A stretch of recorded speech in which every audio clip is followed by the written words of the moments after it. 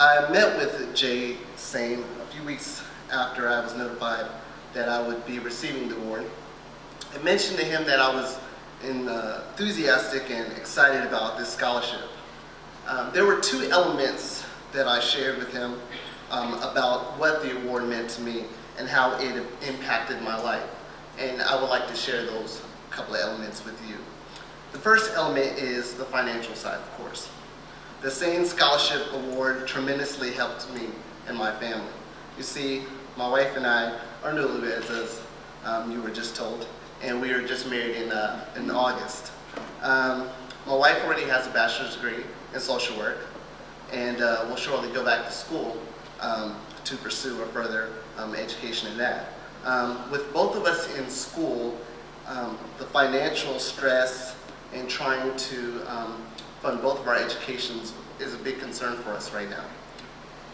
The Sane Scholarship is truly a blessing for us because there was a point where we didn't know where the money would come from. And thank God we have Jay Sane that actually blessed us with the scholarship this year. And I am so happy to receive that. The second element I want to talk to you guys about is the energy. Now, when I say energy, what I mean is the passion, the emotion that comes from getting a scholarship that a recipient feels. It's not only the financial part that is of great importance. It's that somebody thought of you enough to give you an award, to say, go on, further your education, go further. And that meant a lot to me. It took me to a point where I had to look at the situation. I had to step back and say, wow, this guy doesn't even know me. You know, he doesn't know my background, where I've come from. He doesn't know, anything about me. He just knows the path that I want to go. And I saw the energy I spoke of.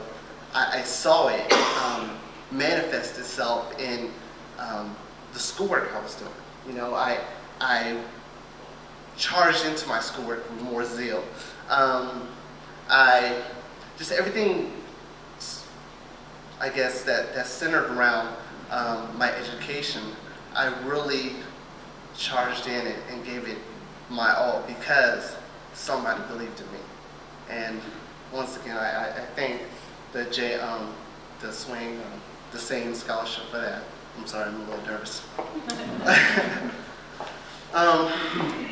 But in closing, I want to say, in some way, once I graduate next year, I would like, just as Jay did for me, I would like to give back to a student that might not have enough money to continue his education, or it just might need a little help in doing so. If it means giving financial resources, if it means giving time, I will do that because I personally know how it feels to be in those shoes and to know how it feels to have somebody that you don't know concerned about you and wanting you to fulfill your dreams. So I salute you, Jay, for blessing me with the gift that you did, and to all of the donors for doing so. You mean more than you'll ever know. So, thank you.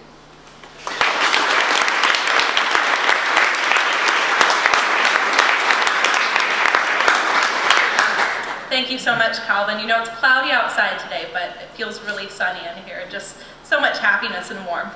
Our final speaker needs no introduction. Please welcome Dr. William Perry.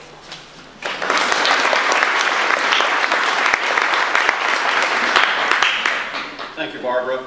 Barbara interviewed me the other day for something and guaranteed that she was a great editor, which meant I could mess up and the finished product would still look great. You might notice in your program that Barbara's a recipient of Hobart F. Heller Scholarship. Hobart Heller is an administrator in the past in Eastern Illinois University history, and he was a strong proponent of textbook rental. It comes under attack every now and then. but his vision and tenacity in keeping textbook rental results in us still having it, and if you've had the demos, you know how well it works for our students today. That's just one piece of what we do at Eastern to be good stewards of the resources that you have provided. And I'll say more about that in a minute, but first I want to thank Don Gear for his leadership in the foundation. The results that the foundation has achieved in this last year came about by a lot of hard work and good advice, a lot of leadership in the foundation, but it starts at the top with the president, and Don, really appreciate your contributions in that regard. And Jim, I want to thank you. And by the way, I'd be remiss if I didn't note that we have a couple of other arts and humanities deans here. Vaughn Janicki. Vaughn, would you stand up, please? He was Dean of Arts, I think, immediately before Jim. Is that correct? And then Dr. Bonnie Irwin, who's the current Dean of Arts and Humanities. Would you please stand so you could be recognized? I think that shows you the continuity of spirit that we have at Eastern Illinois University, the continuity of community that people are here from all parts of the history of the university to celebrate what we're doing today, which is thanking you who have given to endowments, who have established endowments for scholarships, for funds, and other ways to support our students in achieving their dreams. And Marilyn, I want to thank you for your testimony today, but also to thank you for participating in our Expecting Greatness video for the EIU campaign. Thank you very much for that. And then Calvin, your testimony was moving and eloquent, and I thank you for that. I'm looking forward to getting to know you better. And the way you responded to Jay Sane is the way I have responded to Jay Sane. He's a wonderful person and was a great contributor to the EIU community for many, many years.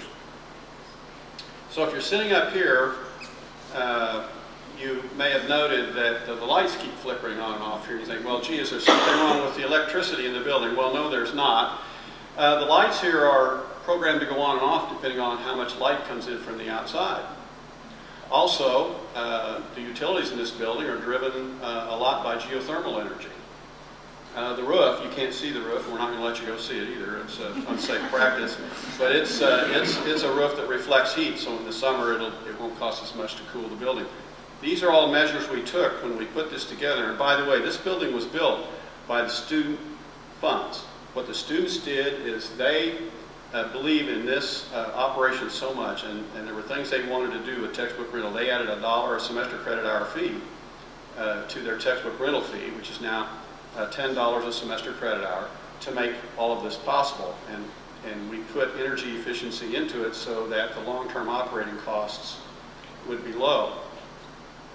When you make your contributions to Eastern, when you support endowments or annual giving or whatever way you support EIU, we pledge to you that we will be good stewards of those resources. And that we will do everything we can going forward to keep costs low for our students. So for example, with textbook rental, and if you're an alum, you had the advantage of that when you were a student here, students will pay for 30 hours, 30 semester credit hours in a year, $300 for the use of the books, where in most other universities where you buy textbooks, you can depend on $900 to $1,200 or even more depending upon the major. That's a way that we make education at EIU affordable.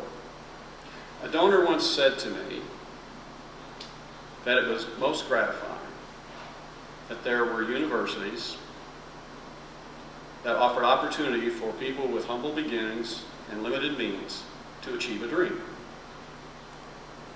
And that's what Eastern is and always has been, a place of opportunity. And when I talk to students in open houses and parents, I say, if you can dream it, we can help you do it. We can make that dream possible for you. Calvin talked about a dream that's coming true here.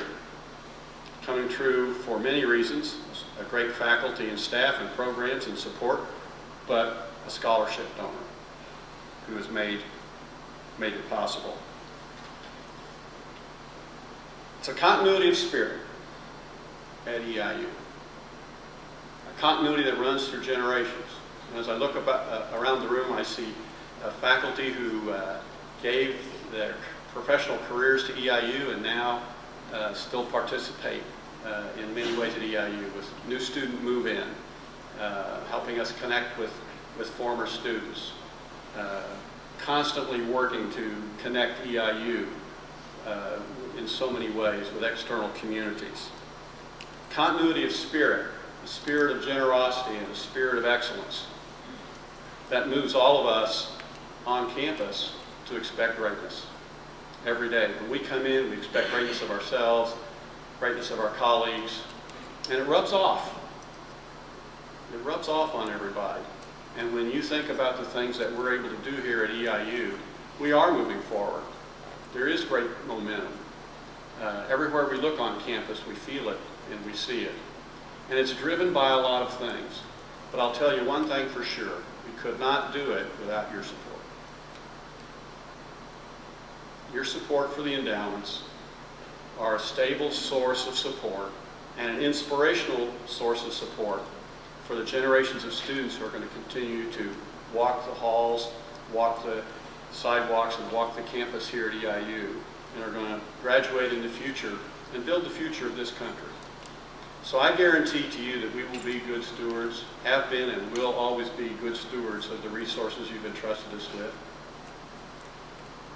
That the students who graduate from here will be prepared to step into society and do more than have a career. They'll be contributors to the community, building the future of this country.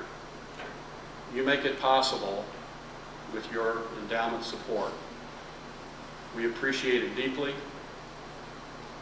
and hope that every day we will maintain the trust that we have gained from you, earned from you, so that we'll move forward to make EIU a place that always expects greatness and then achieves it. Thank you very much.